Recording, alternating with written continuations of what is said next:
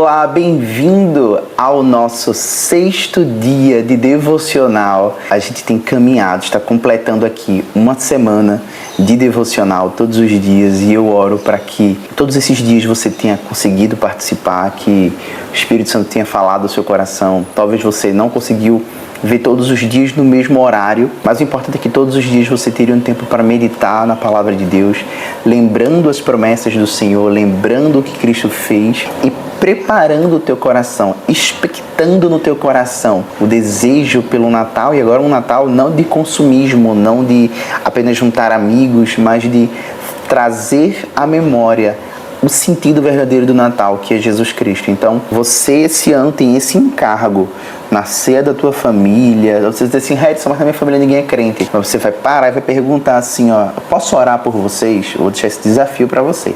Você vai orar pela tua família, você vai trazer uma palavra de Deus, fazer eles lembrarem o motivo verdadeiro que a gente está reunido, que é Jesus Cristo. Sem mais delongas, eu queria entrar no nosso devocional de hoje. E o tema do nosso devocional hoje é o Rei dos Reis. Diferente dos outros dias, voltamos para um texto só. Mas nós vamos ler um texto lá em Salmos, no capítulo 72, e a gente vai ler do versículo 1 ao 14. Então, Salmo 72, do 1 ao 14. Nós vamos ler. Já, como sempre, deixa a tua Bíblia próxima. Não se faz devocional sem Bíblia, meu irmão. Que é isso? Tu pega a tua Bíblia aí, vou dar uma pausa aqui, Vai lá.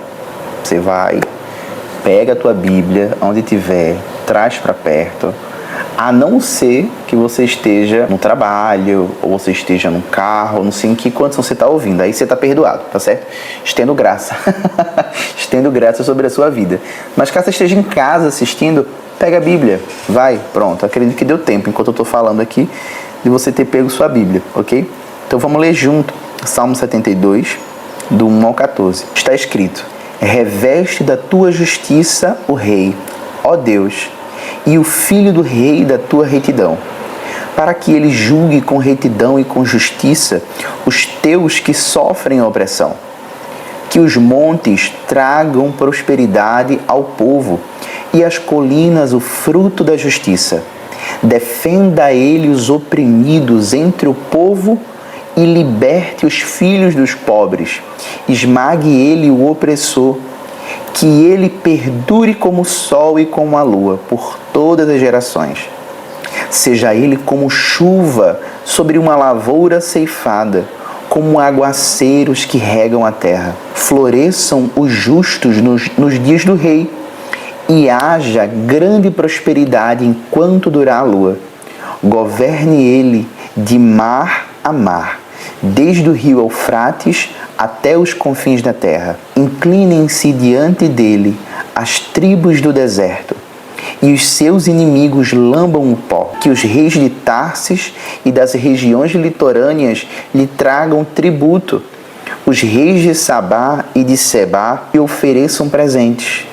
Inclinem-se diante dele todos os reis, e sirvam-no todas as nações, pois ele liberta os pobres que pedem socorro, os oprimidos que não têm quem os ajude. Ele se compadece dos fracos e dos pobres e os salva da morte. Ele os resgata da opressão e da violência, pois aos seus olhos a vida deles é preciosa. Aleluia! Olha que texto magnífico! Quando a gente lê o Salmo 72, a gente está vendo um salmo davídico, onde Davi está profetizando sobre o reinado do seu filho. Davi está falando características de um reinado que ele esperava que fosse o reinado de Salomão. Contudo, a gente sabe que Salomão está longe de ser um rei perfeito. Se você já estudou a história de Salomão, você vai ver como Salomão se desviou muito dos caminhos do Senhor. Ele inicia muito bem, mas ao longo do seu reinado, ele se envolve com adoração a deuses pagãos e ele praticamente dá um checklist completo na lista do que um rei não poderia fazer lá em Deuteronômio. Então, em Deuteronômio, a gente tem um texto bíblico explicando como deveria ser um rei, quando a nação de Israel tivesse um rei, e tudo aquilo que não poderia ser feito foi o que Salomão fez. Então, Salomão ele começa muito bem, mas ao longo do seu reinado, ele se afasta muito da vontade de Deus. Então, nós sabemos que esse não era o reinado perfeito, o de Salomão. Mas Davi, ele começa a sonhar com esse reinado perfeito. Assim, Davi estava profetizando o que seria o verdadeiro reinado pleno estabelecido na casa de Israel, que seria o de Jesus. A gente está falando de um salmo que ele foi escrito há mais de 950 anos antes de Jesus. Na verdade, esse é o período desse reinado, né? O período em que Davi está escrevendo isso. Davi declara o eterno domínio do Rei dos Reis, que dura enquanto durar o sol e a lua, de geração a geração. Este rei seria o Rei dos Reis. A gente leu, ele diz assim, que todos os reis se curvem, que todos os reis se prostrem e se inclinem todas as nações diante dele. Então a gente está falando de um rei que Davi está sonhando, ele está imaginando esse reinado e escrevendo sobre isso. Mas é um rei que ele é tão soberano, ele é tão superior, que todos os reis das nações devem prostrar-se e todas as nações devem servi-lo. E todas as nações, todos os povos deverão trazer suas riquezas diante desse rei. Então Davi está apontando sobre um reinado que, obviamente, de forma clara, não é o reinado de Salomão. E aí você pode dizer assim, Harrison, mas muitos reinos vieram, até a rainha de Sabá, e ele fala aqui de Sabá e de Sebá. A rainha de Sabá veio a Salomão. Lembra quando eu falei sobre as profecias terem um duplo cumprimento, um que ele é mais adiante, um horizonte mais adiante e um mais próximo?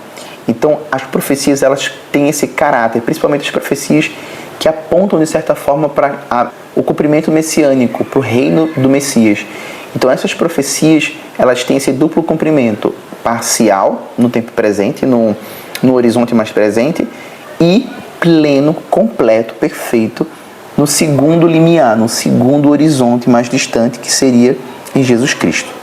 Então, esse rei seria conhecido por sua compaixão e redenção do necessitado e desamparado. É um rei conhecido por trazer redenção àqueles que passam necessidades, aos que são oprimidos. E isso é incrível. Ele derrotaria a opressão, a violência e deixaria evidente que seu povo é precioso para ele. Então, é um rei que conhece o seu povo e que tem o seu povo como precioso, a gente leu, porque a vida deles diante dos seus olhos são preciosas. Então é um rei que ele é tão perfeito. E quem não queria um rei desse? A gente para pensar a realidade do nosso país hoje e dos países ao entorno do Brasil, e a gente vê a condição dos governos, as guerras, rumores de guerras, assassinato, roubo, e todo tipo de corrupção infiltrada no governo de muitos líderes hoje no mundo todo.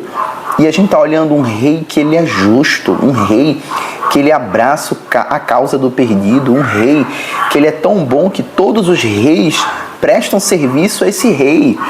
Uau, isso é incrível, é algo que nem nos nossos melhores sonhos nós conseguimos imaginar nos governos atuais que nós temos no mundo, entende?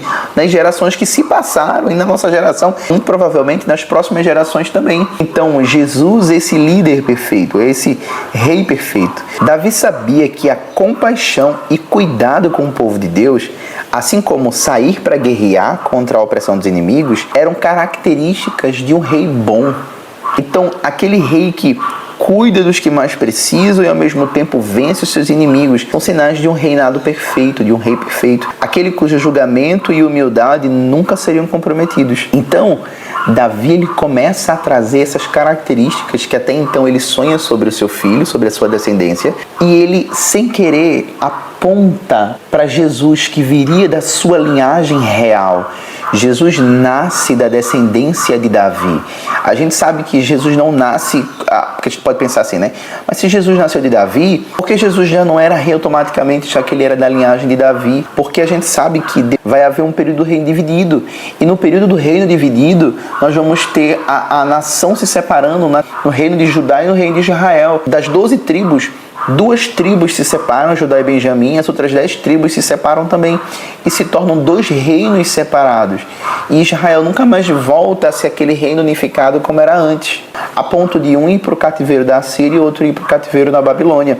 Mas a gente sabe que Jesus é aquele que tem a profecia de reunir todos os povos e todos se encontrarão novamente em Jerusalém para adorar o Senhor. Nós esperamos esse dia. Todos os povos se reunirão em torno do Senhor Jesus Cristo e do seu governo. Então, mais que ser um momento em que o Salvador veio ao mundo, o Natal marca o início do legado eterno do maior rei que já existiu sobre a face da terra.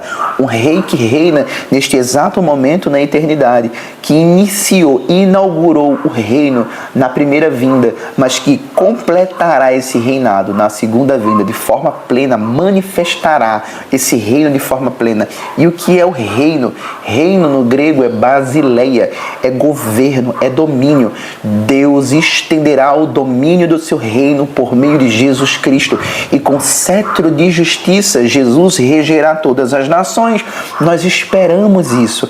Essa é a essência da nossa esperança. Jesus Cristo virá ao nosso encontro. Então, toda a maldade, toda a corrupção, tudo aquilo que é caído no presente século não durará para sempre, porque na era vindoura nós temos a promessa de um reino completo e de uma vida em plena alegria, onde não haverá mais choro, nem lágrima, nem luto, nem a opressão, nem a existência mais dos inimigos atormentando o povo de Deus. Nós estaremos em plena paz e regozijo diante do Senhor. Jesus é o Rei dos Reis. Então Jesus é aquele que cumpre as profecias. Jesus é o Rei perfeito, a quem nós amamos e ansiamos. Jesus continuará a reinar depois que todos os reis e reinos desse mundo se forem. Depois que todos os reinos do mundo acabarem, o Rei dos Reis permanecerá reinando, porque o seu trono é inabalável e o seu domínio não tem fim. Nós viveremos debaixo do seu amor para todo sempre. Jesus é o Rei ao qual nós esperamos. Viva ao Rei Jesus! Ele é o nosso Rei. Amém? Então que essa esperança arda hoje no seu coração.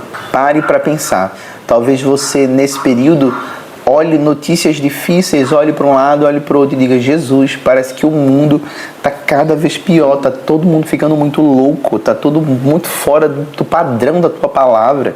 O que é que está acontecendo? Lembre-se, Jesus é o nosso Rei perfeito e Ele está vindo ao nosso encontro.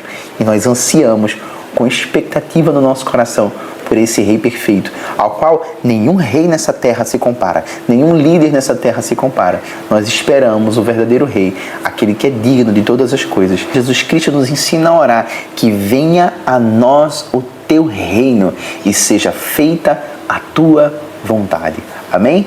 Queria orar com você. Onde você estiver agora, põe a tua Bíblia em algum lugar, põe o teu caderno em algum outro lugar, e eu queria orar com você. Amém? Tu inclina a tua cabeça. Pai, eu honro o Senhor por ter enviado a Jesus como Rei da minha vida aqui na terra, e por toda a eternidade eu te servirei, Senhor. Mal posso esperar para experimentar a pureza da tua liderança plenamente, de forma perfeita. Mas enquanto este mundo quebrado, Senhor, se desfaz com corrupção e com maldade, reina sobre a minha vida, Jesus, e me conduz nas veredas da justiça por amor do teu nome. Obrigado, Jesus, por vir à terra e iniciar a sua jornada ao trono em nosso meio. Pai, muito obrigado. Sou muito grato, Senhor, pois o Senhor cuida de mim profundamente e sempre me defenderá como o meu Rei. Eu te amo, Senhor. Me ajude a todos os dias, em obediência, me submeter aos teus caminhos que são perfeitos. Nós oramos, Pai, em nome de Jesus Cristo, teu Filho amado. Amém. Amém. Que esse devocional tenha falado ao teu coração e que você possa meditar na realidade do Rei. Esse Rei não só veio, mas ele virá. Nós lembramos como cristãos, principalmente protestantes, usamos o advento não só para lembrar da primeira vinda do Rei, mas a sua segunda vinda, de forma completa, plena, ao qual todo olho verá e todo joelho se dobrará, toda língua confessará que Ele é Rei. Então que você possa, nesse dia, se alegrar e gerar no seu coração esse desejo, essa ansiedade, essa expectativa pela vinda do Messias. Que Maranata seja a canção que guia os nossos dias, a esperança bendita que nós temos. Amém? Deus te abençoe e até amanhã no nosso segundo domingo do Advento, porque aí, se você se lembra, Advento é 4 domingos antes do Natal. Então nós completamos uma semana hoje e vamos para o nosso segundo domingo. Para quem monta a coroa do Advento, né? É o dia de ligar a segunda vela da coroa do Advento e é um tempo muito precioso. Estou com muita expectativa. Que Deus te abençoe e vamos embora que a jornada ainda tem muitos dias pela frente.